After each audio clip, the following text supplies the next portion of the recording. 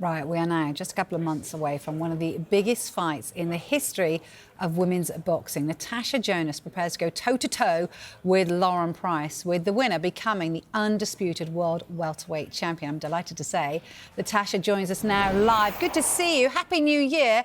How's the training gone? Did you manage to get a bit of Christmas pud or not? I definitely got Christmas dinner this year. And yeah, Christmas went well. It was good to just be at home and enjoy it with the family. And yeah, be able to enjoy the celebrations as well. But yeah, back in training now. Been doing little bits of, I'd say, running throughout Christmas anyway, but back in full mode. And like the rest of the January new beginnings, I'll be starting on Monday properly. OK, all right, me too. I'm starting properly on Monday. Look, this fight appears to have been pretty long in the making. How confident are you that you're going to do the job over Lauren? I'm confident every time. I always believe I can win. That's why I'm in the game, and that's why I want to fight the best. And yeah, it'll be a great fight. I do respect everything that Lauren brings, but I just think I'm better. She's pretty good, isn't she? She's, you know, undefeated. She talks a good talk as well. Every time we interview her, she's pretty adamant that she's going to knock you out. Does that intimidate you at all, going up against a fighter who is undefeated? No, not at all. I've been in with what I believe is bigger and better. So yeah, no, there's nothing that Lauren Price brings that I think intimidates me at all. She's going to enjoy that because she loves to be motivated for sure. It's been an incredible journey that you've been on personally since you lost, of course, to Katie Taylor, winning every single fight. Would becoming undisputed champion complete your career, or will you still want more? I think once you've reached the target as an athlete, you're always looking for the next thing you can do. So whether that's inside the ring or outside, we'll make that decision when it comes. So how do you motivate yourself then when you're at the top? You know, what gives you the motivation to keep going and to keep training like through the Christmas period?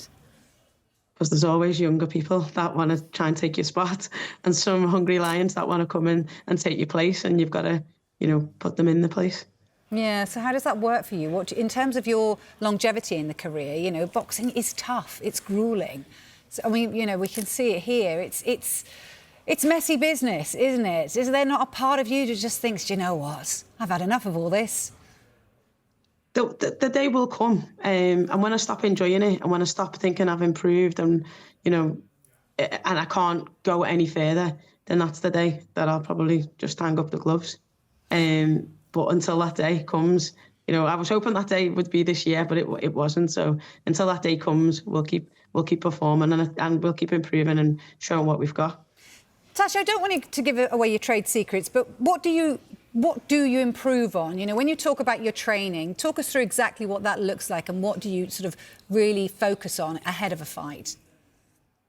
The first few weeks is just about fitness for me, about getting yourself, you know, losing a bit of weight, getting your fitness up there, and then, you know, towards it, as maybe the last 4 or 5 weeks of camp is just like, then you'll be starting to do the technical part and breaking down what you think your strengths are, what you think your weaknesses are, and how you're going to impose your strengths and weaknesses, and work better on your weaknesses. So yeah, it gets a bit more technical the later in the camp it gets and the closer to the fight. But right now it's just about, you know, the long ploddy stuff of getting weight off and getting fit, which is tough as well. Yeah, it sounds it. Does that mean you kind of watch her in the ring? Do you watch videos of her? What does that look like, that bit of it? Yeah, it's a bit of like a video analysis. So mainly Joe does it, to be fair. And he'll point out a few bits and things where he'll think I can impose my strengths, things that he thinks she's weak at. It's just a case of watching, you know, her most recent fight, but also previous fights, because sometimes people just have habits, and you can change your style prepare for who's in the ring, but some habits that you can't change, so you look out for habits. What's her strengths? What's Lauren's strengths? I think she said them. She's quick, she's young, and she's got a good jab, good feet. She's got great fundamentals. But you know, I've been boxing a long time. I think my IQ is up there with the best of them. I think timing beats speed, and I think accuracy as well. And one thing that I am is accurate. So you're headlining at the Royal Albert Hall. Is that a bit of a pinch me moment at all for you?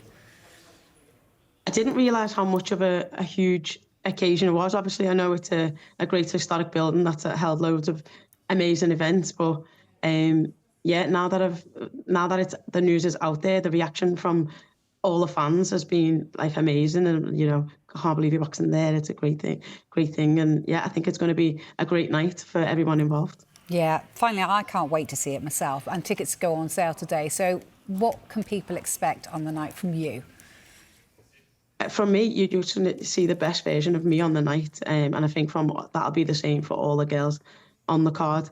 Everyone's gone. There's going to be some big fights. It's a big night, and it's a huge occasion for women in the sport. So yeah, hopefully everyone gets behind it and has a joyful night. Yeah, I for one will. I can't wait for it. Thank you so much for joining us today, Tasha. Cheers. Thank you.